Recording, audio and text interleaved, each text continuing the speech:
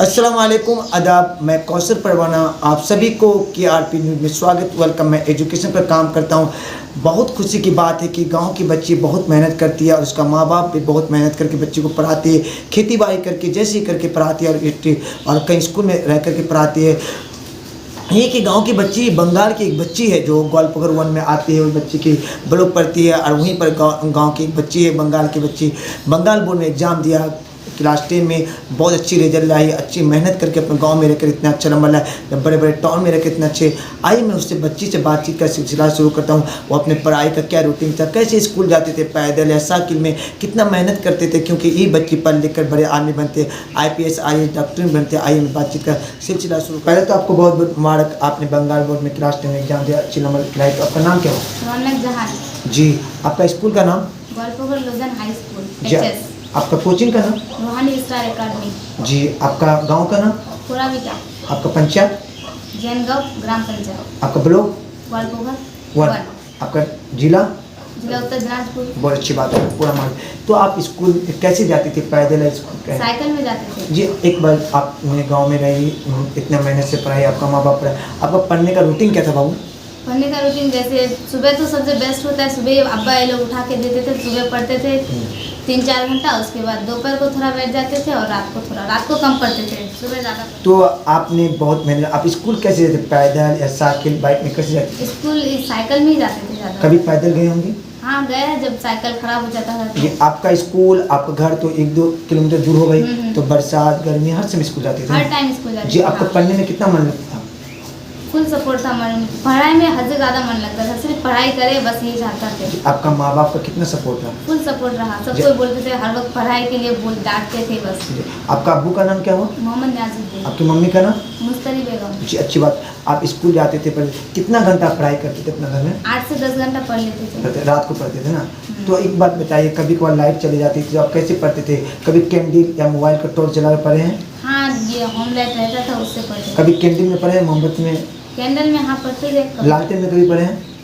लालटेन में हाँ। जी। अच्छी बात। तो आपने बहुत मेहनत की, अच्छी। आप पढ़ लिख कर क्या बनना चाहती हैं? डॉक्टर बनना चाहते हैं। डॉक्टर बनने चाहते हैं ना? नीट का एग्जाम देंगे, डॉक्टर क्वालिफाई प्लस 2 में, तो आप डॉक्टर क्यों बनने चाहते हैं? डॉक्टर इसलिए बनना चाहते हैं क्योंकि अभी जो गरीब लोग हैं उन लोग की सेवा के लिए, कुछ गरीब लोग होते हैं जो प्राइवेट हॉस्पिटल वगैरह में अपना ट्रीटमेंट नहीं करा पाते, इसलिए। आपने बहुत अच्छी बच्ची हैं, आपके गांव में नाम रोशन किया, अपना माँ बाप का नाम रोशन किया, अच्छी नंबर लाई। तो आप बताइए, आपके यहाँ कितना नंबर का एग्जाम होता है टोटल? 700 का होता है। कुछ सब्जेक्ट बताइए, क्या क्या सब्जेक्ट होते हैं? जैसे Urdu first language, English second language, mathematics, physics, bio, geography, उसके बाद हिस्ट्री, 7 सब्जेक्ट। फिजिक्स केमिस्ट्री अलग अलग सब्जेक्ट होता है क्या? नहीं, हम लोग 10th तक तो फिजिक्स और केमिस्ट्री सेम एक ही इसमें रहता है कैटेगरी। Social geography? सोशल और जियोग्राफी अलग अलग 700 नंबर का एग्जाम होता है। तो आपने सबसे ज़्यादा नंबर किसमें लाए? उर्दू में लाए हैं 95 नंबर। अच्छी बात है। तो आप बताइए, आप समाज में क्या मैसेज देना चाहते हैं? बहुत सारे गार्जियन अपने बच्चे को पढ़ने भेजते हैं, मगर बहुत सारे बच्चे नहीं पढ़ते, उसको आप क्या कहना चाहते हैं? उन लोग से ये रिक्वेस्ट है कि बस अपना, अभी जो है विदाउट पढ़ाई कुछ भी नहीं होता, एजुकेशन ही सबसे बेस्ट ये है आगे बढ़ने का। ज़्यादातर गांव के बच्चों के लिए तो एजुकेशन मोस्ट। बहुत अच्छी बात बोली रवन, बहुत अच्छी बात बोली रवन नगजान, जो बहुत मेहनत से पढ़ाई करती थी, कभी पैदल कभी स्कूल जाती थी और डॉक्टर बनने चाहती है। डॉक्टर बन के अपना समाज, अपना सोसाइटी के लिए सेवा करने, तो उसका माँ बाप का बहुत सपोर्ट रहा। उसका माँ बाप बहुत मेहनत करके पढ़ाते हैं, खेती बाड़ी भी उसका माँ बाप करते हैं, उसका बाप गवर्नमेंट जॉब भी करते हैं, मैं उसका बहुत मेहनत से बच्चे को पढ़ाती है।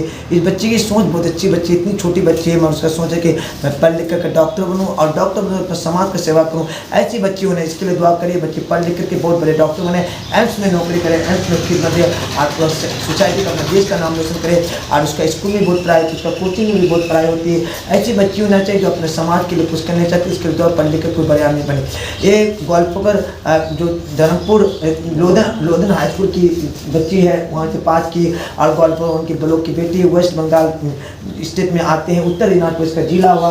और यहाँ की बच्ची बहुत मेहनत करती है और ये बच्ची काम है, कोई IPS बनती है, कोई डॉक्टर बनती है, इंजीनियर, ये बच्ची आगे बढ़कर अपना देश का नाम रोशन करती है। इसी मुझे एक शायरी याद आ गया, बेअमल दिल है तो जज्बात से क्या होगा, धरती बंजर तो बरसात से क्या होगा, वो अमल लाजमी तकमील तमन्ना के लिए वो रंगीन ख्याल से क्या होगा। इसलिए आपका सोच, आपका मेहनत होगा तो आप कहीं भी रह करके कुछ कर सकते हैं। आप कैम्ब्रिज में पढ़े, ऑक्सफोर्ड में पढ़े या JNU में पढ़े, जामिया अलीगढ़ भी कहीं भी पढ़े, आपका जब से सबसे ज़्यादा मेहनत जिसमें करेंगे तभी आपको कामयाबी मिलेगी। आप चाहे तो पेड़ के नीचे भी रहकर पढ़ाई कर सकते। ये बच्चे अपने गाँव में रह कर कितने अच्छे रहे। बहुत बहुत शुक्रिया।